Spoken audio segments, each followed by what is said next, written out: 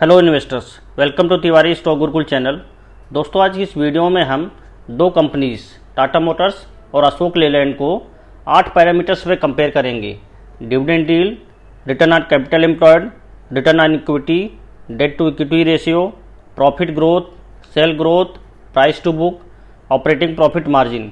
इन 8 parameters पर compare करेंगे और जानने की कोशिश करेंगे इन दोनों कंपनीज में कौन सी कंपनी सेफ है इन्वेस्टमेंट के लिए फॉर नेक्स्ट 2 to 3 ईयर्स।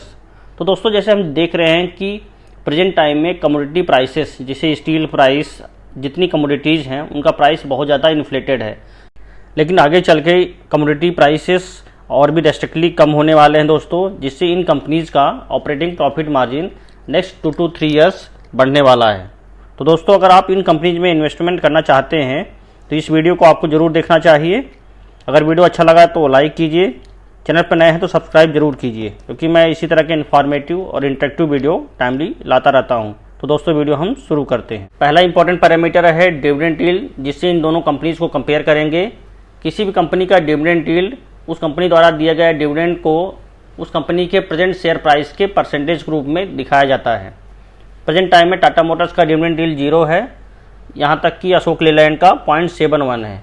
इसीलिए अशोक लेलैंड को 2 नंबर दिया गया है और टाटा मोटर्स को 1 नंबर दिया गया है। सेकंड इंपॉर्टेंट पैरामीटर है ROC, जिसे हम रिटर्न ऑन कैपिटल एम्प्लॉयड कहते हैं। किसी भी कंपनी का रिटर्न ऑन कैपिटल एम्प्लॉयड उस कंपनी द्वारा लगाए गए पैसे का कितना परसेंट वो प्रॉफिट कमाती है वह दर्शाता है। तो दोस्तों, प्रेजेंट टाइम में टाटा मोटर्स का रिटर्न ऑन कैपिटल एम्प्लॉयड 1.4 है और अशोक लेलैंड का 6.29 है। जिस कंपनी का ROC जितना अच्छा होगा वह कंपनी उतनी ही ज़्यादा इन्वेस्टेबल है, इसलिए अशोक लेलैंड को 2 नंबर दिया गया है, जबकि टाटा मोटर्स को 1 नंबर दिया गया है। नेक्स्ट इंपॉर्टेंट पैरामीटर्स जिसमें इन दोनों कंपनीज को कंपेयर करेंगे, इन कंपनीज का रिटर्न ऑन इक्विटी है। किसी भी कंपनी का रिटर्न ऑन इक्विटी निकालने के लिए उस कंपनी के नेट इनकम को शेयर होल्डर इक्विटी से डिवाइड करके निकाला जाता है। तो किस भी कंपनी का अगर ROE जितना अच्छा है वो कंपनी इन्वेस्टिंग के लिए उतना ही अच्छी है दोस्तों।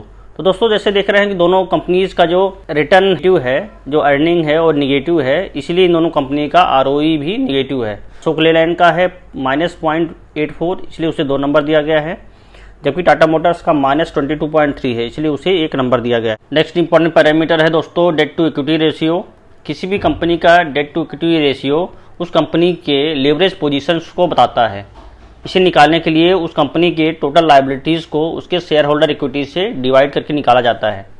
जिस कंपनी का डेट टू इक्विटी रेशियो जितना कम होगा वो कंपनी इन्वेस्टिंग के लिए उतनी ही अच्छी है दोस्तों।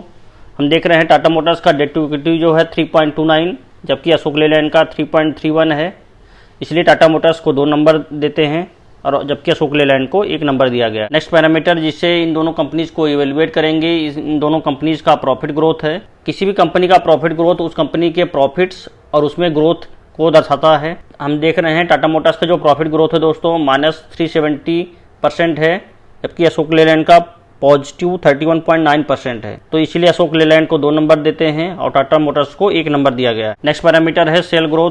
किसी भी कंपनी का सेल ग्रोथ उस कंपनी के टॉप लाइन में ग्रोथ को दिखाता है दोस्तों। जिस कंपनी का सेल ग्रोथ जितना अच्छा होगा वो इन्वेस्टिंग के लिए उतनी ही अच्छी है। इस आधार पर हम देख रहे हैं टाटा मोटर्स का सेल ग्रोथ 11.4%, जबकि अशोक लेलैंड को 34.9% है, इसलिए अशोक लेलैंड को 2 नंबर दिया गया है, जबकि टाटा मोटर्स को 1 नंबर दिया गया है। नेक्स्ट इंपॉर्टेंट पैरामीटर है जिसमें इन दोनों कंपनीज को इवेल्युएट करेंगे, इन कंपनीज का प्राइस टू बुक रेशियो है।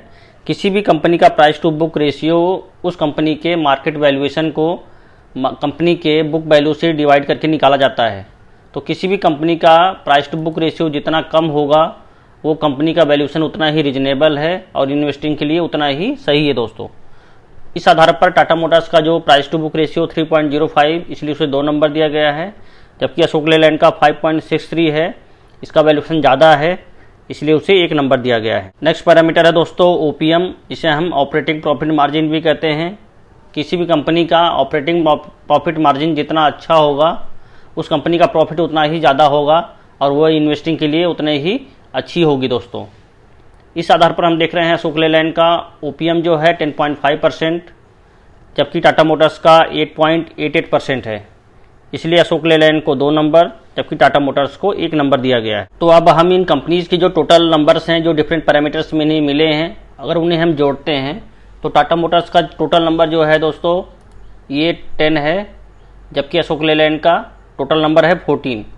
तो इस बेस पे हम देख रहे हैं कि प्रेजेंट वैल्यूएशन पर, प्रेजेंट मार्केट कंडीशन पर अशोक लेलैंड ज़्यादा इन्वेस्टिंग के लायक है दोस्तों। तो अगर आपको इन कंपनीज में इन्वेस्टमेंट करना है तो अशोक लेलैंड में ही इन्वेस्टमेंट करना चाहिए। तो दोस्तों वीडियो कैसा लगा कमेंट करके ज़रूर बताएं। वीडियो अच्छा लगा हो तो लाइक कीजिए, चैनल पर नए हो तो सब्सक्राइब जरूर कीजिए, क्योंकि मैं इसी तरह के इन्फॉर्मेटिव और इंटरेक्टिव वीडियो लाता रहता हूं। तो दोस्तों वीडियो देखने के लिए धन्यवाद।